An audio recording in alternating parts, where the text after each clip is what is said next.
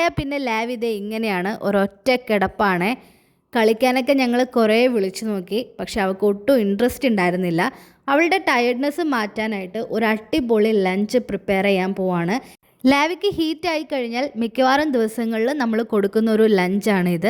അപ്പോൾ എങ്ങനെയാണ് ഉണ്ടാക്കുന്നതെന്ന് പറഞ്ഞുതരാം. വളരെ ചെറിയ അളവിൽ ചോറെടുക്കുക. അതിലോട്ട് നമ്മൾ ഒരു കപ്പ് ചിക്കൻ വേവിച്ചത്, ബ്രസ്റ്റ് പീസാണ് എടുക്കുന്നത്, അത് മഞ്ഞൾപ്പൊടി ഇട്ട് വേവിച്ച് കുഞ്ഞു കുഞ്ഞു പീസസ് ആക്കിയിട്ട് നമ്മൾ ചോറിലോട്ട് ആഡ് ചെയ്യുന്നുണ്ട്.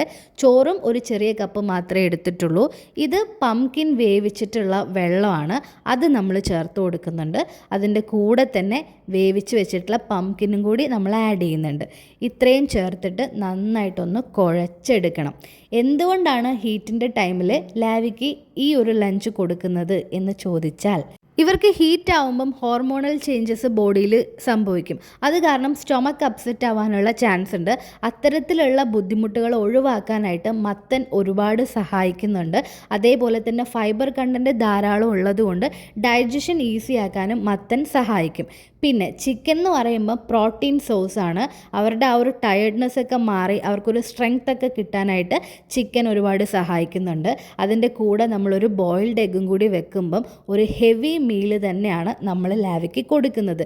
ചോറിൻ്റെ അളവ് കുറച്ചു എന്ന് കരുതിയിട്ട് അവരുടെ വയറ് ഫില്ലാവാതിരിക്കുകയൊന്നുമില്ല, നന്നായിട്ട് ഫില്ലാവും കേട്ടോ. അപ്പോൾ ഇതേ ലഞ്ച് തന്നെയാണ് നമ്മൾ ലിയക്കുട്ടനും കൊടുക്കുന്നത്. ഇതങ്ങനെ ഹീറ്റിൻ്റെ ടൈമിൽ മാത്രം കൊടുക്കാൻ പറ്റുന്ന ലഞ്ചൊന്നുമല്ല, എപ്പോൾ വേണമെങ്കിലും നമ്മുടെ പെറ്റ്സിന് ഇത് കൊടുത്തു നോക്കാം.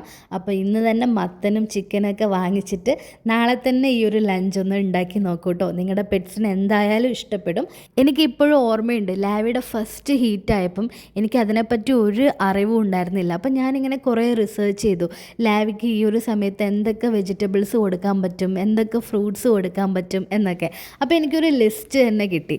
ആ ലിസ്റ്റ് വെച്ച് അങ്ങോട്ടും ഇങ്ങോട്ടും ഒക്കെ മിക്സ് ചെയ്ത് പല പല റെസിപ്പീസ് ട്രൈ ചെയ്തിട്ട് ഓരോന്ന് ലാവിക്ക് കൊടുക്കും. എല്ലാം ലാവി നന്നായിട്ട് കഴിക്കുകയും ചെയ്യും. പിന്നെ നമ്മുടെ ലിയോ ലാവിയുടെ സ്പെഷ്യൽ പംകിൻ ഓംപ്ലേറ്റ് നിങ്ങളിൽ പല പെറ്റ് പാരൻസും നിങ്ങളുടെ പെറ്റ്സിന് ട്രൈ ചെയ്തു, അവർക്ക് ഒരുപാട് ഇഷ്ടപ്പെട്ടു എന്നൊക്കെ പറഞ്ഞ് എനിക്ക് മെസ്സേജ് അയച്ചിരുന്നു.